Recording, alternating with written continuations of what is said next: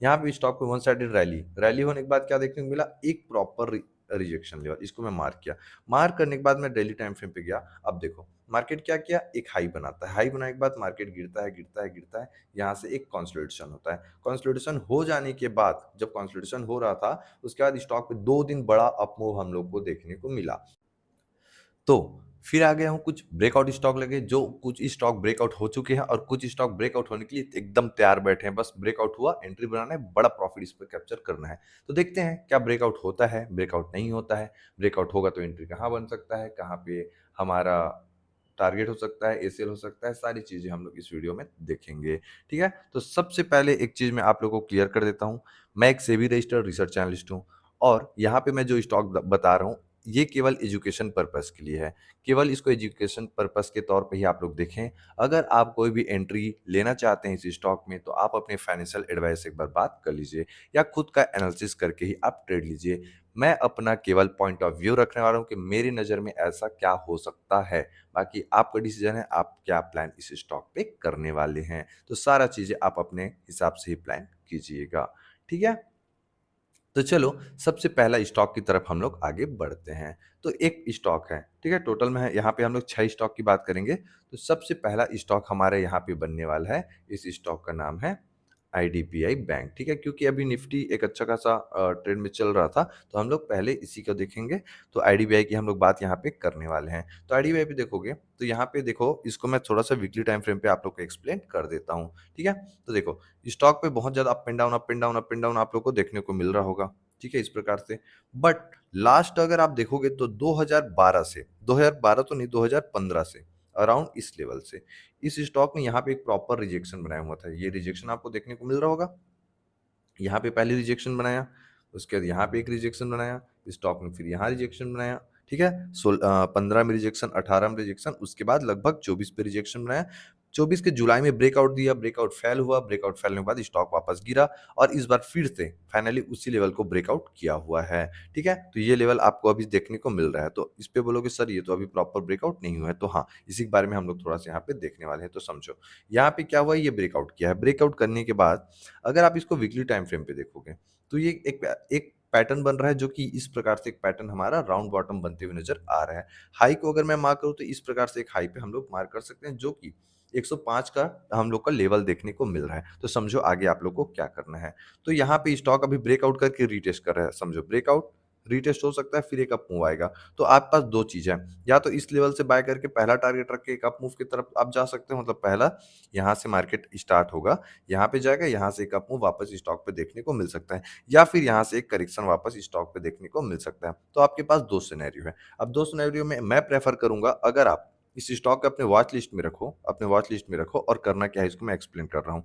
देखो, जब भी ये 205 105 106 को जब ब्रेकआउट करके 108 से ऊपर चला जाए, कहने का मतलब इस रिजेक्शन लेवल से ऊपर चला जाए, तो एक बड़ा मूव हम लोग को देखने को मिलेगा। तो आप इसको अपने वॉच लिस्ट में ऐड करो। जैसे इस लेवल को क्रॉस करता है, जैसे इस लेवल को क्रॉस करे, तो आप अपना एंट्री प्लान कर सकते हो। एंट्री प्लान करके इस स्टॉक पे आप बड़ा टारगेट रख सकते हो। ठीक है, थोड़ा सा इसका हम लोग रिजेक्शन लेवल की भी बात कर लेते हैं। तो देखो, स्टॉक पे सबसे पहला रिजेक्शन इस लेवल पे आपको देखने को मिलेगा, जो लगभग 120 के आसपास होने वाला है। 120 के बाद ये सीधा सीधा आपको 140 के आसपास देखने को मिल सकता है। ये दो लेवल आपको देखने को मिल जाएगा। तो आप अब अपना ये प्लान बनाइए, अपना खुद का ये एनालिसिस कीजिए कि आपको एंट्री कहाँ लेना है, टारगेट कहाँ लेना है, स्टॉप लॉस कहाँ रखना है।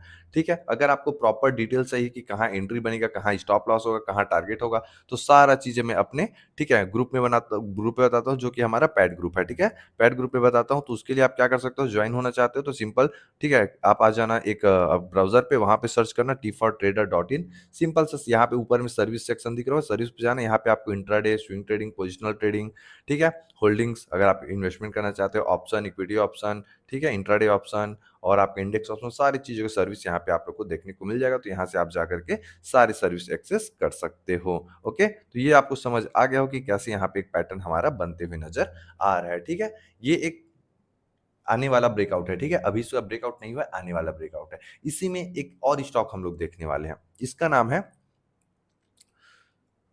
सुंदरम। एक मिनट में इसको टाइप कर लेता हूँ। सुंदरम फाइनेंस होल्डिंग, ठीक है, सुंदरम फाइनेंस होल्डिंग। अब देखो इस स्टॉक में मैं बहुत बार ट्रेड ऑलरेडी ले चुका हूँ, आप एनालिसिस देखो बस, ठीक है, कितने बार इस पे ट्रेड बना हुआ था। ये एक रिजेक्शन लेवल था, इसका ब्रेकआउट हुआ, यहाँ एक एंट्री, इसका इस लेवल पे एक रिजेक्शन बना था, स्टॉक पे यहाँ पे एक फेक ब्रेकआउट दिया, सपोर्ट किया, फिर एक अप मूव, फिर यहाँ से ब्रेकआउट हुआ, फिर एक अप मूव, ऐसे करके स्टॉक ने लगभग 6 से 7 बार एक होल्डिंग के लिए मुझे ट्रेड दिया हुआ था। अब देखो इस पे बन क्या रहा है, तो स्टॉक क्या किया, वन साइडेड मूव, करेक्शन, फिर अप मूव। अब अप मूव कहाँ तक की है, तो देखो अगर आप ध्यान से देखोगे, अगर मैं इस लास्ट स्विंग को लूँ और इस लास्ट हाई को लूँ, तो ये वाले स्विंग को लेते हैं तो 0.5 का सपोर्ट देखने को मिल रहा है। जो यहाँ पे हमारा रिजेक्शन था उसी लेवल की स्टॉक सपोर्ट बना है, बहुत अच्छा अप मूव यहाँ पे हम लोग को आते हुए लास्ट टाइम देखने को मिला था। ये हम लोग ऑलरेडी एनालिसिस किए थे जब मैं उस टाइम हम लोग वीडियो पे, ठीक है, ग्रुप पे एनालिसिस किए थे। अब इस स्टॉक पे आगे क्या देखने को मिला है, बस प्रॉपर आप एनालिसिस समझो। ये क्या रिजेक्शन था, रिजेक्शन के यहाँ पे ब्रेकआउट हुआ, दिख रहा है आपको? ये जो रिजेक्शन था, यहाँ support, rejection, rejection, finally breakout. अब ब्रेकआउट के बाद स्टॉक पे अगर हम हाई की बात करें तो ये एक हमारा हाई इस लेवल पे जो कि 220 225 के आसपास के एक हाई यहाँ पे बन रहा है 230 तक, 430 तक, सॉरी 200 नहीं 430 तक। तो यहाँ पे जब ब्रेकआउट हुआ से पहले स्टॉक क्या किया है, ध्यान समझो, अप मूव, साइडवे, फिर एक अप मूव। तो मे भी स्टॉक पे यहाँ पे एक रीटेस्ट आएगा, उसके बाद पहला यहाँ तक रिजेक्शन, उसके बाद एक अप मूव आप लोग को देखने को मिल सकता है। या पहला सिनेरियो देखो, 2 सिनेरियो हो सकता है यहाँ भी, यहाँ से एक रीटेस्ट लेगा, फिर एक अप मूव, रीटेस्ट, फिर एक अप मूव, ठीक? या फिर मार्केट यहाँ से डायरेक्ट ब्रेकआउट करेगा, फिर एक कंसोलिडेशन या फिर रीटेस्ट के बाद एक अप मूव आएगा। तो ये ब्रेकआउट हो चुका है पहला, जो शॉर्ट टाइम पे था। अब लेकिन लॉन्ग टाइम वाला जो हाई था हमारा, ऑल टाइम हाई है 440 का, उसको अभी तक ब्रेकआउट नहीं किया है। ये बना था लगभग जुलाई अगस्त में, तो अगर इसको ब्रेकआउट कर जाता है ऑल टाइम हाई को, तो एक और बड़ा अप मूव आपको इन फ्यूचर देखने को मिल सकता है। तो इस लेवल पे आप ध्यान रखिए। अगर सेफ साइड जाना चाहते हो तो 425 के ऊपर-ऊपर आप प्लान कीजिए। अगर आप रिस्की ट्रेडर हैं, तो आप अभी भी प्लान कर सकते हो। बहुत अच्छा यहाँ पे हम लोग को देखने को ये भी मिल रहा है। लास्ट में एक स्टॉक बताऊँगा सबसे बेटर है, उस चीज़ को आप लोग ज़रूर नज़र रखिएगा। लास्ट तक वीडियो को देखिएगा, ठीक है? और ऑलरेडी मैं बता चुका हूँ, पेड ग्रुप पे जॉइन होना चाहते हो, तो वहाँ से आप जाकर के वेबसाइट जाकर के, या आप मुझे टेलीग्राम पे या व्हाट्सएप पे डायरेक्ट कॉन्टैक्ट कर सकते हो। अब चलते हैं हम अपने अगले स्टॉक पे, जिसका नाम है बैंक इंडिया, मतलब बैंक ऑफ इंडिया। बहुत सुंदर स्टॉक है। इसको देखो। यहाँ पे क्या देखने को मिल रहा है देखो। स्टॉक पे अगर मैं इसको वीकली टाइम फ्रेम कन्वर्ट करूँ, हाय, अगर हम लोग इसको वीकली टाइम फ्रेम कन्वर्ट करें तो स्टॉक पे क्या देखने को मिला, एक प्रॉपर हम लोग को डाउन साइड का स्टॉक, डाउन साइड आते हुए स्टॉक देखने को मिला। डाउन आने के बाद क्या किया है, ये 2018 के बाद स्टॉक कभी भी और ऊपर जा नहीं पाया। ये एक लेवल जो बनाया था, इसको स्टॉक ने प्रॉपर रिजेक्शन बनाया। देखो पहले स्टॉक यहाँ पे 19 में रिजेक्शन बनाया, उसी को 21 में बनाया, उसी को 22 में बनाया, फाइनली 23 में ब्रेकआउट हुआ, फिर उसी लेवल पे सपोर्ट ले रहा है। क्या सपोर्ट ले रहा है, इसका मतलब है कि यहाँ से स्टॉक बाउंस बैक कर सकता है। और देखो ऑलरेडी 100 से सपोर्ट लिया था, 90 से, और ऑलरेडी स्टॉक 124 चला गया है। अगर हम लोग इसको वापस डेली टाइम फ्रेम पे जाके देखें तो देखो एक लेवल बनाया था, एक रेंज बनाया था, एक जोन बनाया था, इसको फाइनली यहाँ पे ब्रेकआउट किया। ब्रेकआउट करने के बाद एक और जो जोन है ये वाली, इसको अभी रिजेक्शन ले रहा है। अब समझो आगे क्या हो सकता है। अगर ये इसको ब्रेकआउट कर जाता है, किसको, 125 को ब्रेक करता है, तो एक अप मूव हम लोग को देखने को स्टॉक में मिल सकता है।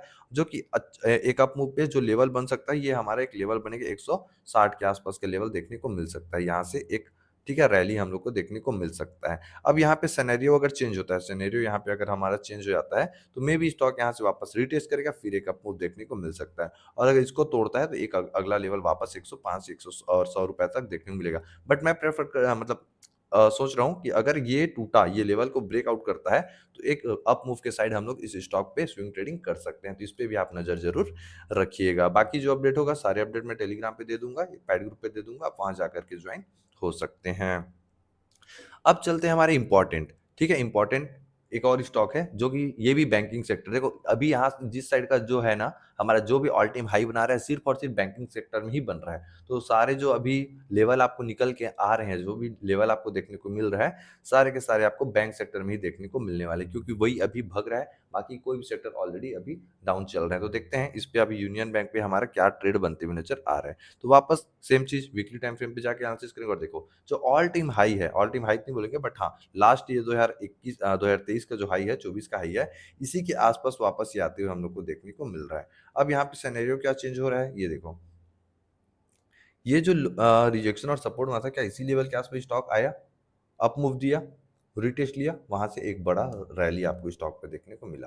अब क्या करने वाला है मार्केट, इसको जब ब्रेकआउट कर जाए इस लेवल को जो कि हमारे 170 के आसपास है, अगर इसको ब्रेकआउट कर जाता है ना, इसको ब्रेकआउट कर जाता है, तो एक अच्छा खासा अप मूव रैली आपको देखने को मिल सकता है। तो इसको भी आप अपने वॉच लिस्ट में ऐड करके रखो। जैसे ही इसका ब्रेकआउट होता है तो एक अप मूव रैली आप एन्जॉय कर सकते हो, और अगर वापस ब्रेकडाउन हो मतलब ब्रेकआउट ना करके रिजेक्शन लेके नीचे आता है तो मार्केट वापस 100 या फिर 130 के आसपास देखने को मिल सकता है, ठीक है? ये सारे अभी जो बता रहा हूँ ये सारे के सारे आपको इन फ्यूचर एक बड़ा प्रॉफिट बना के दे सकता है, ठीक है? श्योर नहीं है, जैसा ट्रेड बनेगा उसके हिसाब से आपको प्लान करना है। बाकी अगर आपको एग्ज़ैक्ट जानना है तो आप मेरे साथ जुड़ सकते हैं, ओके? और हमारा अगला स्टॉक है सेकंड लास्ट, वो है कैन बैंक, मतलब कैनरा बैंक। कैनरा बैंक में क्या बन रहा है देखो, सेम सिनेरियो इस पे बन रहा है। मैं ऑलरेडी बताया हूँ जो भी हमारे अभी ट्रेड मिल रहे हैं सारे के सारे बैंकिंग सेक्टर पे मिल रहे हैं। तो इस पे देखो ऑलरेडी 2024 में जो हाई बनाया था उसी लेवल के आसपास ये भी आते हुए देखने को मिल रहा है। अगर यहाँ भी सेम सिनेरियो होता है, इस लेवल को ब्रेकआउट करता है, कौन से लेवल को, 127 को 130 को मान लो, तब इस स्टॉक पे एक अप मूव हम लोग को देखने मिलेगा। अगर रिजेक्शन लेता है तो मार्केट यहाँ पे वापस डाउन आते हुए देखने को मिल सकता है। ओके, चलो एक लास्ट स्टॉक और सबसे बेस्ट स्टॉक,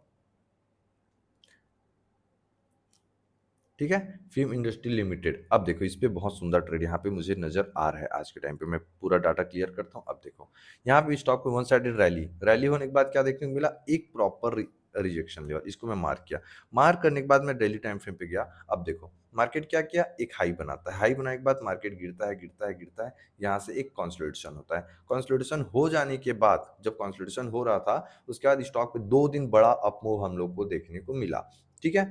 अब मार्केट पे क्या होने वाला है, ये रिजेक्शन, इसका ब्रेकआउट। तो जब भी एक बड़ा मूव आता है तो एक रीटेस्ट कंपल्सरी होता है कि वो रीटेस्ट हम लोग को कंफर्मेशन देता है कि ये वापस स्ट्रॉन्ग अप मूव जा सकता है, ठीक है? तो हम वेट कर सकते हैं रीटेस्ट के लिए। आपके पास 2 चीज़ है, पहले इसको ब्रेकआउट हुआ है तो रीटेस्ट हो जाने दो, उसके बाद वापस रैली एन्जॉय करना, या फिर आप रिस्की ट्रेड बन लेना चाहते हो तो इस लेवल पे आप नज़र रखो, ठीक है? उसके बाद यहाँ से एक अप मूव आ सकता है, तो दोनों आप सिनेरियो एन्जॉय कर सकते हो। अब देखो हमेशा जब ये पुराना लेवल का जब ब्रेकआउट होता है ना और मार्केट पे एक रैली आ रहता है तो एक पैटर्न बनता है बॉटम, उसके बाद ठीक है राउंड बॉटम, उसके बाद एक रीटेस्ट बाद ही मार्केट पे एक रैली आपको देखने को मिलेगा। तो ये सिनेरियो आप एंजॉय कर सकते हो, आप वेट कीजिए इस लेवल का, उसके बाद ही आप ट्रेड प्लान कीजिएगा। ओके, तो सारी चीज़ इस स्टॉक में समझ आ गया होगा। अगर आपको भी टेक्निकल एनालिसिस सीखना है, अगर आपको मान के चलो टेक्निकल एनालिसिस सीखना है, अगर आप सारे मिल करके ग्रुप में सीखना चाहते हो तो आप इसके लिए भी कॉन्टैक्ट कर सकते हो। और अगर आप वन ऑन वन मतलब कि अकेले आप और मैं सिर्फ आप टेक्निकल एनालिसिस सीखना चाहते हो तो ये भी मैं आप लोगों को सर्विस प्रोवाइड कर सकता हूँ,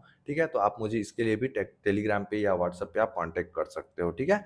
तो सारी स्टॉक पे आप नज़र रखिए, जैसे ही ब्रेकआउट होता है तो आप उस पे आप अपना एनालिसिस करके अपने फाइनेंशियल एडवाइज़र के, ठीक है, से डिटेल्स लेकर के ट्रेड प्लान कर सकते हो। बाकी जो अपडेट होगा सारे अपडेट टेलीग्राम पे मिल जाएँगे, टेलीग्राम पे आप लोग जाकर के ज्वाइन हो जाइएगा। मिलते हैं हम लोग अगले वीडियो पे।